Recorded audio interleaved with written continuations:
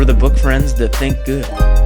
What does this mean for our life, for our world? Yiggity yeet, my dude. I'm happy to speak. Always happy to think. I don't know how to do that. I can look into that. Makes you sound like a book friend that can think good. It's Jack and it's Weston. BFTTGs. Yeah. Jack, I think good.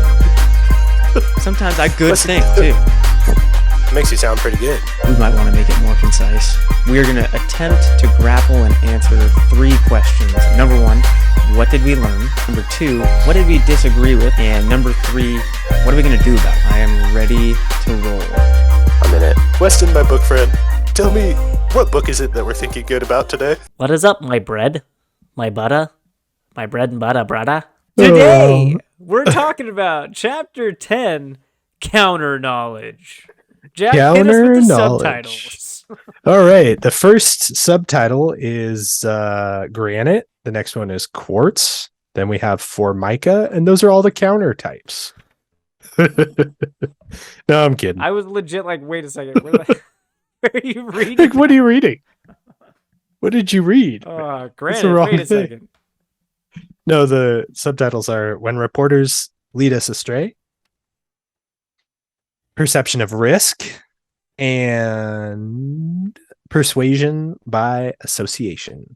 Weston, my book friend, what'd you think about counter knowledge? Again, I thought this was another chapter where it's like, I had heard of all these concepts. I was like pretty familiar with all these concepts. And I agreed with the basic premises in the chapter, saying that they were things that we should avoid. So it's like, I didn't really have a bunch of learnings.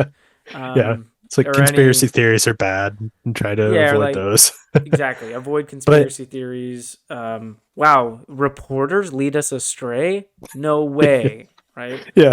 And then perception of risk. That's something that we definitely saw throughout the last few years with the pandemic, different people's perceptions of the risk out there. Yes. And then persuasion by association, which I couldn't think of any like examples that I'd seen recently or like commonly in my life, but I agree. That's a bad thing to do. Yeah. I think I can think of lots of examples of persuasion by association immediately, right? Like because I couldn't think of any. Well, first, the first one that came to mind for me was electric vehicles, EVs, where it's like carbon emissions are up. Switching to electric like saves X amount of carbon emissions. You need an electric vehicle, like is the solution, and it's like because EVs don't produce any carbon.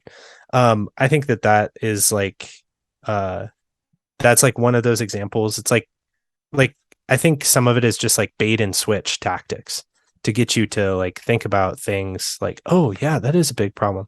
Oh yeah. So I need to do like, because X and Y are a problem, you need to do, H, right? And it's like, oh, okay. Because H is like peripherally associated with X and Y. But the other thing that I think is a really good example is like, we were talking about sex ed in the last episode. That actually is kind of a tactic, which is like, so and such number of people get this disease. You can get this disease by doing these things. And so you should never do anything that's even associated with any of that stuff. Yeah. Especially the old ways to do things. I would say we got a new one a few years ago, and it's actually like, basically it doesn't get into the nitty gritty of like the act of sex, but it basically promotes. And again, I'm only 6th grader, so I know they get a lot of the more technical stuff later on. So I don't have to do a ton of technical stuff, but it's nice because now I basically just have to focus on like, make sure that you are building trustful relationships, make sure that you're like thinking about your future and your health. Right. That is good. Like those are good life skills that apply to everything. Exactly. So it's nice that I just get to kind of frame it that way now with the curriculum we're using. So that's cool. I don't know.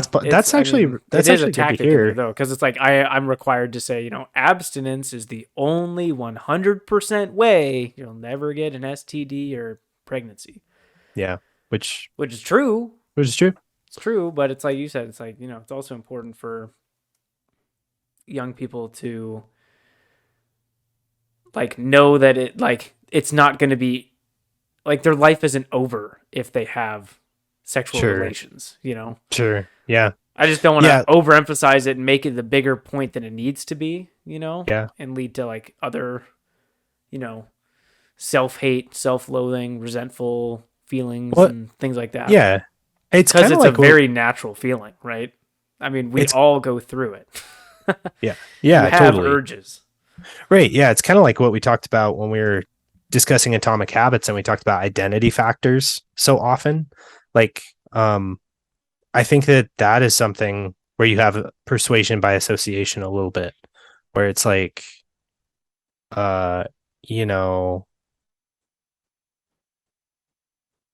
X amount of the population is like this or that.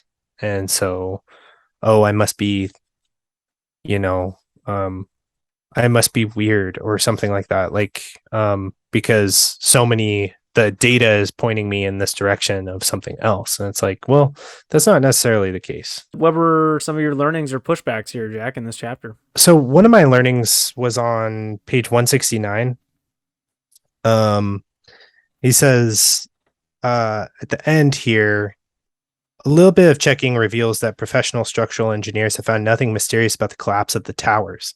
And that was like a specific thing when he's talking about the Twin Towers collapsing and how like the steel, like the heat of jet fuel is not enough to melt steel, which is something I've heard before on these like, truther sites and like people talking about. He says like structural engineers have found nothing mysterious about that. I just thought that was interesting. But I think the point that he makes with it is, why are we supposed to believe him though? Learning. Yeah. He doesn't give us any reason to believe him. Just because he says it, right? Yeah. It's a New York Times bestseller, Weston. It's credible. It says, makes this statement. It's important to accept that in complex events, not everything is explainable because not everything was observed or reported. Now, I think that's a little bit reductionistic. So I have some pushback to that statement, but I also think that that's an important thing to keep in mind is like, some things just weren't observed. My dad was recently telling me a story about this that I found really interesting. There's conjecture over who first summited Mount Everest. And the reason is there was a pair of guys who tried to summit Everest and just disappeared. And some scholars think that they were actually the first ones to do it. And then they died somewhere on the mountain, never made it home, but that they actually did summit. And other scholars think that they never made it, but there's no way to prove it without finding their bodies. And one of them had a camera. And they think if they could find the camera, Pics or it didn't happen, dude. Pics or it didn't happen. There is a camera out there somewhere that may have pics, but they're still looking for it. Oh man. Pics or it didn't happen, bro. So what was your pushback on that? I was just agreeing with your pushback. I had the same pushback there. Yeah. Like it's not enough to say that that's the only reason that not everything is explainable. Yeah. I just kind of let his pessimism shine through there. We never talked about what counter knowledge actually is. It was a term that was coined by the UK journalist Damian Thompson, that when misinformation is packaged to look like fact and some critical mass of people begin to believe it. So I guess that was a learning for me too. Just the term counter knowledge wasn't something that I really had heard before. Yep. This chapter 2 is the end of part 2. So the next section we're going to talk about is part 3, evaluating the world. So whatever that means, since we haven't done that yet. I do have a takeaway from it. Like, what am I going to do with this? I think an important question to ask is like, not just like, has this been fact checked or is this true or is this verifiable? But how was this fact checked? Like the thing that you said is so important, where it's like, why should we believe him? I mean, he's already fooled us, right? He already got us with Mark Twain. Yeah. Fool me once, shame on you. Fool me twice, shame on me, dude. The other question that's important to me is like, what else is there? Like, well, what else is there that I could ask about this? Thank you for joining us, book friends. Next week on the BFTTG pod, Jack and Weston, they're thinking good some more with you, our book friends. Check out the show notes or the description, comment section. for a link to the book and any articles that we talk about in the show. Bye-bye, book friends. Bye for this time, guys. Do a good thing today. I love you. Love you too, dude.